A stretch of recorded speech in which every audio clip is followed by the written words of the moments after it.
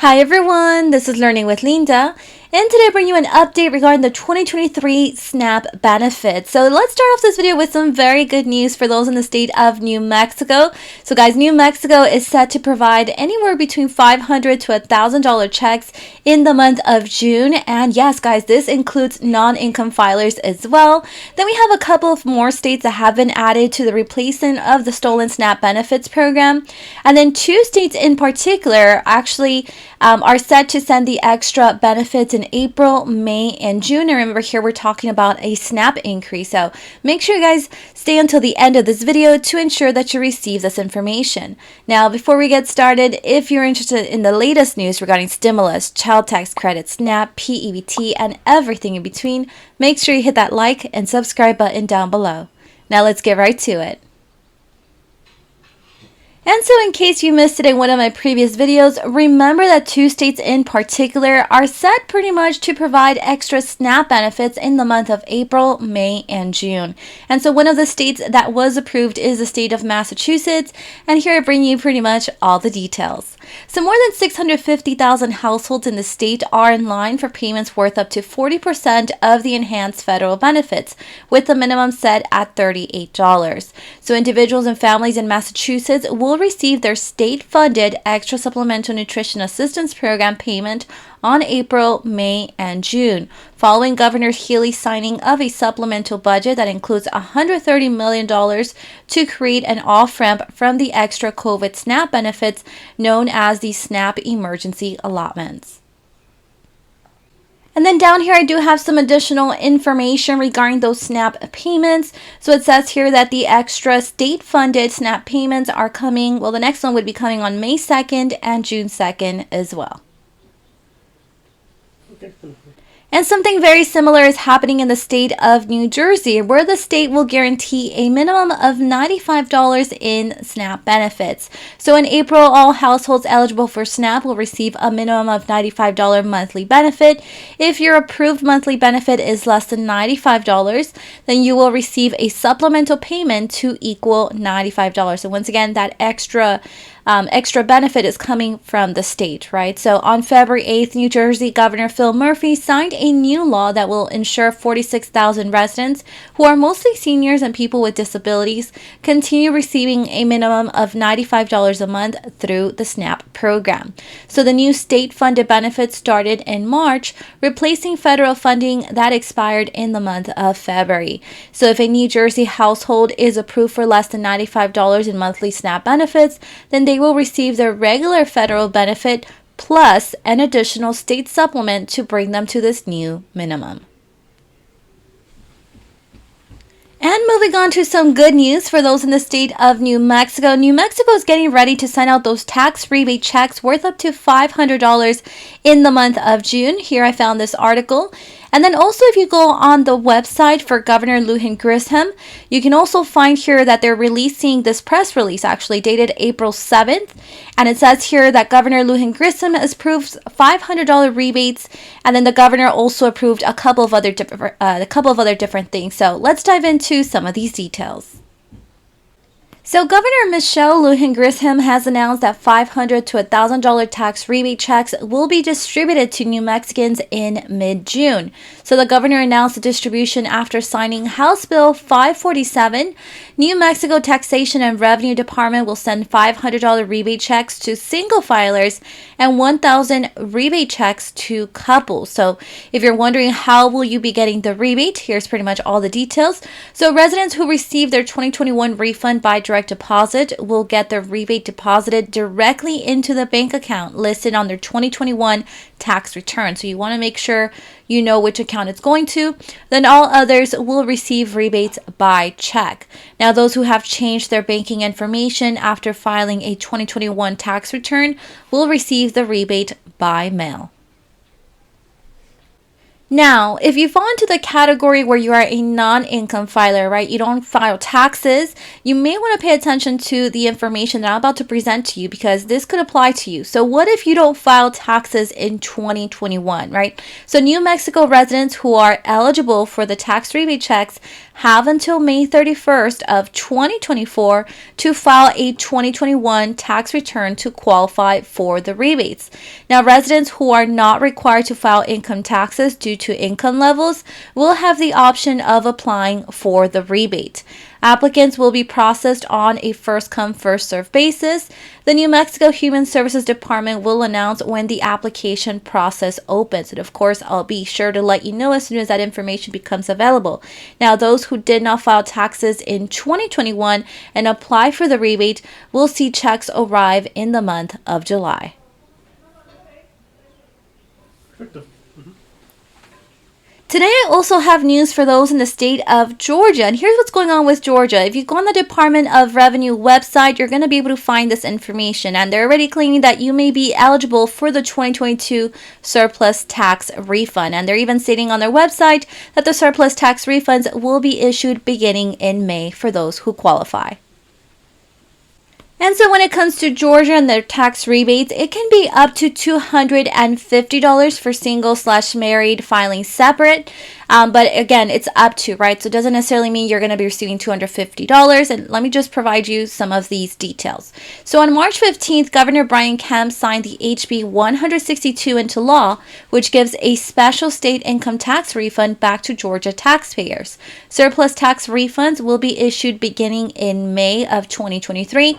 Now, you may be eligible for the HB 162 surplus tax refund if you, for one, filed your individual income tax return for tax year 2021 and tax year 2022 by April 18th of 2023, which was the deadline, or by October 16th, 2023 if you filed for an extension, right? Then you also had a tax liability for tax year 2021 and are a Georgia resident, part year resident, or non-resident. So depending on your filing status and tax liability, you could receive a maximum, once again, it's a maximum of $250 for single/married filing separate. But once again, you could be receiving $25, $50, right, anywhere between there to $250, up to $375 for head of household, and up to $500 for those married filing jointly. Okay. And so here we have the updated list of the states that have been approved to replace the stolen SNAP benefits. And so this list is updated as of today, which is April 16th. On this list, we do have Maryland, Vermont, Iowa, and Alabama. And then for all these states, it was implementation would start, the estimated date, right, would be March, some of them even in June, like Iowa. And then recently added was the state of Delaware and New York, which you can see their plan was recently approved April 5th, and New York was recently approved on April 14th. And it seems like for 3 states, Iowa, Delaware, New York, the estimated plan of implementation isn't happening until June. Here's a little bit of additional information regarding what the states are doing to replace the stolen SNAP benefits, right? So on December 29th of 2022, President Biden signed into law the Consolidated Appropriations Act, which includes provisions for the replacement of stolen EBT benefits with federal funds. So to be eligible for these benefits, this is what's detailed on here. So when FNS approves a state plan, that state will be able to replace certain benefits stolen October 1st, 2022 through September 30th of 2024 using federal funds. So per the Omnibus Bill, benefit theft that qualifies for such replacement includes card skimming, card cloning, and other similar fraudulent methods. So per the Omnibus Bill, replacement of benefits may be issued for SNAP benefits, and then SNAP benefits may include like disaster SNAP and the emergency allotments. And unfortunately, p-ebt benefits are not SNAP benefits and therefore cannot be replaced under the authority of the Omnibus Bill. And for my friends in the state of California, the USDA has announced approval of the disaster SNAP benefits for California disaster area. So here you can see that this press release is dated April 13th, so it's the most up-to-date information. So the U.S. Department of Agriculture announced that low-income California residents in 7 counties specifically, including Kern, Mariposa, Monterrey, San Benito, Santa Cruz, Tulare, and Tulum, recovering from the impact of severe storms, flooding, landslides, and mudslides that began on February 21st of 2023, could be eligible for a helping hand from the USDA's Disaster Supplemental Nutrition Assistance Program, otherwise known as Disaster SNAP, right? So to be eligible for Disaster SNAP, a household must either live or work in an identified disaster area, have been affected by the disaster, and meet certain DSNAP eligibility criteria. So eligible households will receive 1 month of benefits equal to the maximum monthly amount for a SNAP household of their size that they can use to purchase groceries at SNAP authorized stores or from select retailers online to meet their temporary food needs as they settle back home following the disaster. So once again, you do have to qualify for these benefits. And so California will operate its DSNAP application process for 7 non-consecutive days, beginning April 17th all the way through April 25th of this year. California will also share additional information about DSNAP application dates and locations through local media. Now, one thing to be aware of is of the disaster-related scams. Scammers may use phone, text, mail, email, and even go door to door to target residents of affected areas. Unfortunately, you do have to be careful anytime you apply to any kind of benefit. So state and county officials will never text or call you requesting private information such as electronic benefits transfer card number or your PIN, right? You do not want to share any of this information with anyone outside of your county welfare department or EBT customer service center.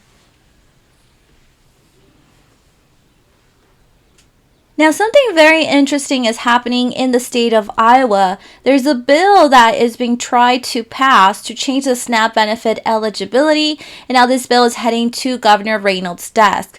So on Thursday, the Iowa House approved a bill to change the Supplemental Nutrition Assistance Program, as we all know as SNAP, right? So Senate File 494 will add more eligibility requirements and checks on people who qualify for SNAP.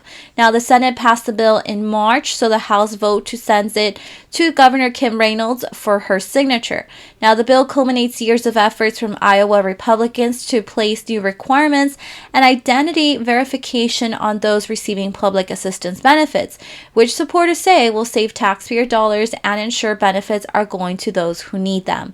So the wide-ranging bill would require state agencies that deliver benefits, such as the Department of Health and Human Services and the Iowa Workforce Development, to check new sources of information to determine if Iowans are eligible.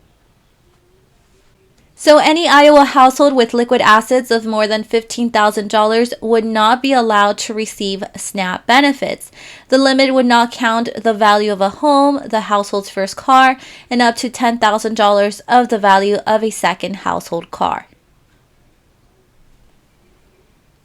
And well, that is all the updates that I have for today. Remember to turn on your notification button to know when I have uploaded a new video.